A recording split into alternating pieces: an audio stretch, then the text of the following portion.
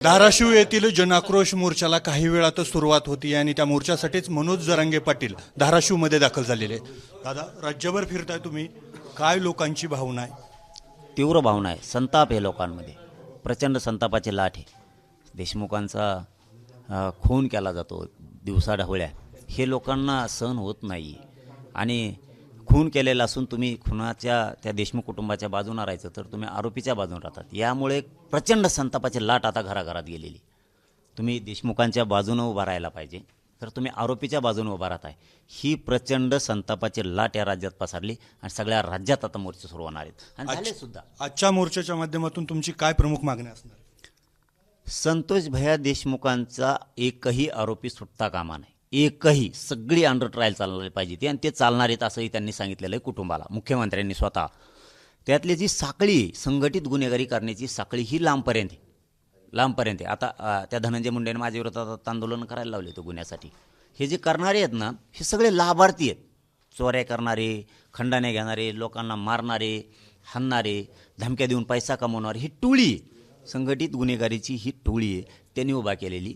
म्हणून हे लांबपर्यंत आहे। आता परभणी, हिंगोली, नांदेड, असं नगर ह्या बाजूला आहे, ते सोलापूर, ठाण्यातसुद्धा हे केलं आहे त्यांनी, संभाजीनगर। ह्या परिस्थितीत यांनी काय केलं आहे की एक आरोपीच्या बाजूने उठा असं धनंजय मुंडेंनी सांगितलं, कारण तो पदाचा गैरवापर करायला लागला आहे सरकारमध्ये असल्यामुळं। त्यामुळं ही टोळी पूर्ण संपली पाहिजे। वेगवेगळ्या मोर्चातून तुम्ही चिथावणीखोर वक्तव्य करता, त्यामुळे दोन समाजामध्ये तेढ निर्माण होती। कुठेतरी मराठा विरुद्ध ओबीसी असा वाद रंगतोय, असा आरोप होतोय। काय संबंध आहे ओबीसीचा काय संबंध आहे? जातीचे तेढ म्हणजे आता संतोष भाईला न्याय मागायचा नाही का? मारून द्यायचे, कापून द्यायचं का? तुम्हाला जर आमच्या डोळ्यात देखता कोणी चापट हाणीचं असलं तर आम्ही थोबड घेऊन नुसतं बघायचं का? तुम्हाला मारल्यावर ते झाल्यावर पोलीस येणार, तुम्हाला आमच्या डोळ्यात देखता मरू द्यायचं का? धनंजय देशमुखांना धमकी दिली, जे पोरग भावाच्या न्यायासाठी वन हिंडतंय राव, त्याला तुम्ही पोलीस स्टेशनमध्ये धमकी देता, गुंडाला बोलायचं नाही? कोणची पायदाशी तुमची? एकाच्या दोन लावायची काड्या? जातीवाद करतो, जातीय तेढ निर्माण करायला लागलो, जातीला कोणच्या बोललो आम्ही? काय तुमचे कुठं विचार चालले? आरोपीच्या बाजूने बोलता, धनंजय देशमुखांना तुम्ही धमक्या देता, गुंडाला बोलायचं नाही? गुंडाला बोललो, जातीचं का वंजाऱ्याला बोललो का? धनगराला, दलित मुस्लिमाला, मायक्रो ओबीसीला? गुंडाला बोलायचं नाही? मग तुम्हाला कापून द्यायचे का लोक? हीच आरामखोर अवलाद आता ही 3 वर्षाच्या मुलीवर बलात्कार केलेली, ही पैदास वाढून द्यायची काय? ह्या पैदाशी वाढून द्यायचे?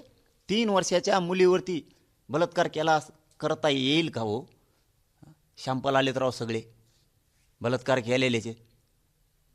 मग तोंड तर असं वाईट वाटतं, त्याच्या घरचे कोणीच नव्हतं, त्यांच्यावर चढायचं ना, तिकडं ती माय घातली असते तर बरं झालं असतं ना। परत म्हणते शाद येतो। 3 वर्षाचं लेकरू काय तळतळ झाली असं त्याची? करा बरं, तुम्ही विचार करून बघा, आपल्या जागेवर 3 वर्षाच्या मुलीला आपल्या घरात बलात्कार झाल्यावर त्या बापाचं नाहीचं जगणं कसं होईल रे? कसं होईल? आपण सहन करू शकतो, तुम्ही सहन करू शकता, मी सहन करू शकतोय, हे लोक सहन करू? 3 वर्षाच्या मुलीवर इतकी नीच पैदाशी तुमची, आणि गृहमंत्री तरी ध्यान नाही देणार? मग संतापाची लाट न उसळणार तर काय होणार राज्यात? आणि आम्हाला जातीवादी म्हणता तुम्ही, पुरी छेडीदा आणि जातीवादी आम्हाला म्हणता। पुरीच्या बाजूने बोलायचं नाही, महिलाच्या बाजूने बोलायचं नाही, संतोष भाईचा खून झाला ते न्याय देण्यासाठी बोलायचं नाही, त्या परभणीचा सोमनाथ सूर्यवंशीचा खून झाला बोलायचं नाही त्या बाजूनं, त्या वाकोडे साहेबाचा खूनच झाला एक प्रकारचा, बोलायचं नाही त्या बाजूनी? तुम्हाला मोकाट असे महिला छेडून द्यायच्या, बलात्कार करून द्यायचे, खून करून द्यायचे का? बोलायचं नाही? कोणचे जातीवाद? तुम्ही खोलात चाललाय आणि धनंजय मुंड्या चाललाय सगळा खोलात जास्त साथ देतोय। वाल्मिकी कराडचे सगळेच नेत्यांसोबत फोटो आहेत। धनंजय मुंडेंना याबद्दल पुरावा नसताना दोषी धरणं चुकीचं असं अजित पवारही म्हणतात। पुरावे असेल तरच कारवाई होईल। लोक कोणाचे येते? तेच आहे। आणि काय पुरावा पाहिजे आणखी? सरकारला बदनामीचा डाग लागून घ्यायचा आहे, असले शब्द वापरून बदनामीचा डाग लागून घ्यायचा आहे आणि लोकांचा संताप यांना वाढून घ्यायचा सरकार विरोधात, असले शब्द वापरून। त्याच्या लोकांना कोणाची येते? त्यांच्याच व्यासपीठावरचे भाषण आहेत।